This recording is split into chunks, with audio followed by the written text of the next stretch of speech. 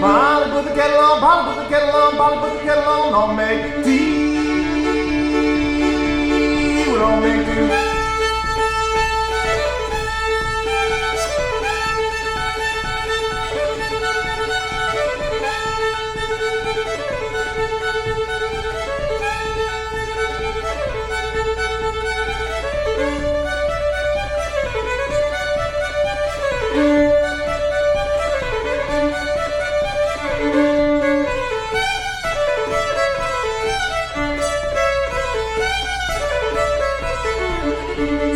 Sally, swing, Sue, swing that girl with a worn out shoe. Grab that calico from the wall, grab that calico promenade on.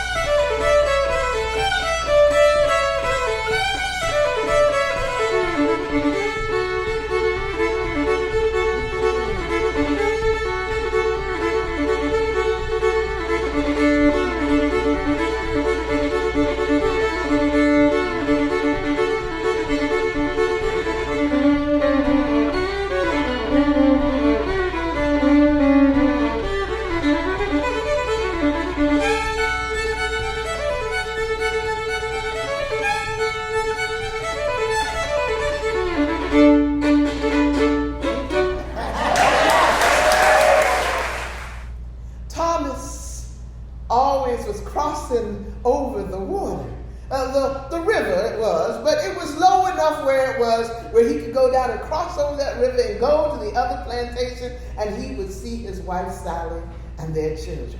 And that's what he did. Every Friday came along, and he would get to the water, and he'd just walk on across and see his woman.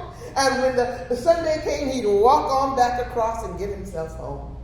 Well, one Friday, he walked on over there to it, and he looked at that water, and woo, it was kind of tall. He started walking in that water. Oh, no, he wasn't going to make it across. It was far too much water this time. He didn't worry nothing about that. He went on back home and decided to come out the next morning. Saturday morning, he got on up, he went to the water. Oh, it was still too high. He wasn't going to get across. But that's all right. He tried in the afternoon. He came in the afternoon, and Lord knows, that whole weekend, he did not get across to see his Sally, and that made him sad. All right, gonna try that again. All weekend, he did not get across to see his Sally, and that made him sad. Aww. Thank you. All right, just making sure you was with me in the story. And so, he couldn't get across. Well, it was just one weekend. So the next weekend came, and the water was still high. Something was going on. He couldn't get across. And the next week in the same way. Well, after 3 weekends of not seeing his Sally and his children, well, his countenance changed, as your face and attitude do when you can't see who you love. And he just wasn't the happy guy anymore. He wasn't the happy fellow. Well, the conjure woman, not Mama Donna, another one. The conjure woman came over, and she just said, you know, I got a way that you can get across that water to see Sally. I know it's saddening you. He said, oh, no, I don't take to no conjuring. No, not me. And she said, all right, then let him be. Well, after 6 weeks of not getting across, he went right on back to her and said, how can you help me get across to see my Sally and my children? Well, the woman took her into his home, and she picked up a pot. A black pot, a kettle, almost a kettle, but bigger than just a small kettle. A big old pot, and put it over his head. And said, now put the handle underneath your chin and keep it there tight like, all right? And you just walk across. Boy, he thought that was a pretty good idea. And he never questioned it. Anyhow, we're going to go on with the story. And some of y'all are ahead of me on this story. And so he got over to the water carrying that pot. So he put the pot on his head, he put it under his chin, and he started walking. Now I'm going to stop the story right there, because I know y'all are thinking the same thing I was thinking. How in the world did he see through that there pot? He couldn't have no eyes on it, else the water would have come in, right? And how did he walk underneath? How did he know where to walk underneath the water? that was not in the story, so we're just going to continue. Maybe he knew it was a straight shot and he just walked straight all the way through. Well, he did. He walked straight through and went underneath the water, and there was no water that got into that pot. And he got all the way across. I know it's shocking, isn't it, man? She's like, no, yes, that's my story, yes. And so they walked on across. And when he got across, well, he felt when he got out the water, and well, when he got all the way out, he took the handle up and took the pot off and hid the pot and went on and saw Sally and his. And then told Sally what had happened, and when it was Sunday, came back, got the pot, put the pot on his head, put the handle under his chin, and he went on across. No, he couldn't see a single thing, or somehow he did. And then he went on across. He was a straight shot man, all right, all the way to the other side. And that's what he did every weekend. He would come and get the pot, put the handle under, and he'd walk on across, get on down the water, come on up, get to the side, take off the pot, put it down, and he'd get back in the water. And it was like that every weekend. That's what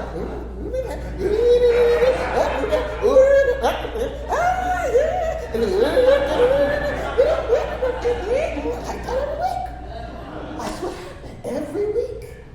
But you know, sometimes after we've been doing stuff for too long, we forget details. So one day he came over and got the pot, but he didn't make sure that that handle was real good underneath his neck. And so he started walking,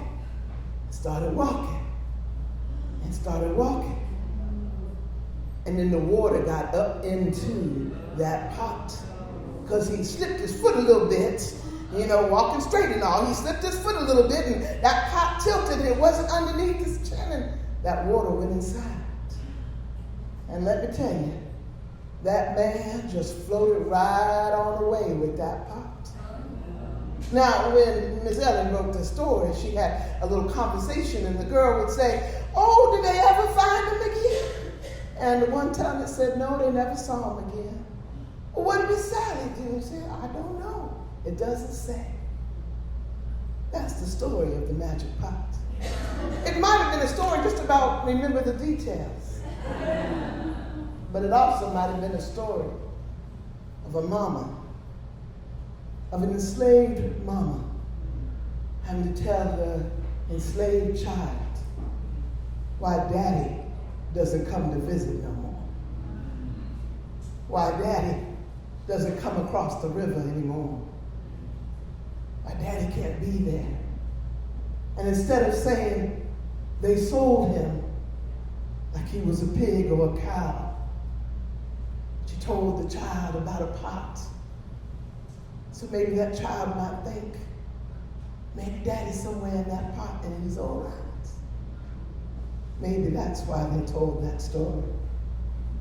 There's stories and songs built and written just for that, to help the children on every plantation, including Jefferson's, survive.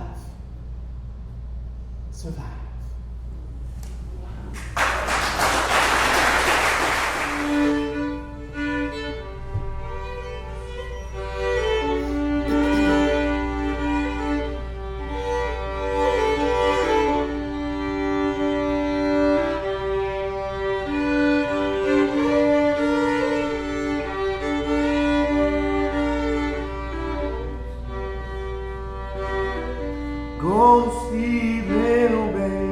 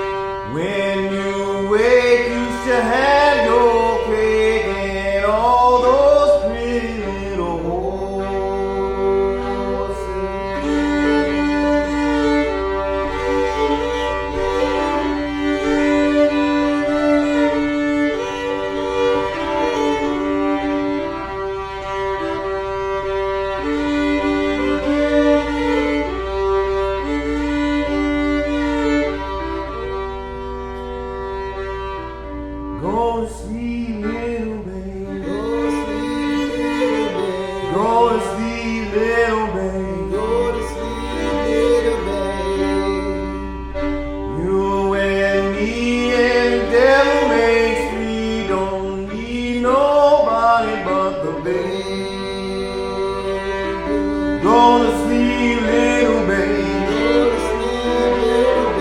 Go to sleep, little babe. Blacks and bays and the dapples and the grays and all those pretty little horses.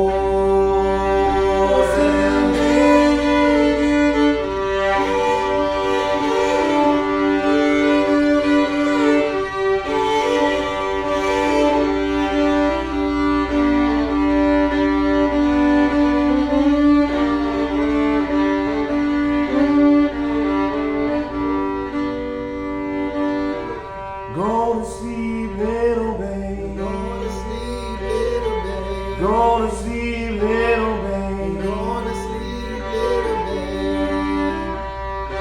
Everybody's gone in the cotton and the corn, didn't leave nobody but the babe. Way yonder in the meadow lies a poor little lamb. Bees and butterflies and they're picking on its eyes, and this poor little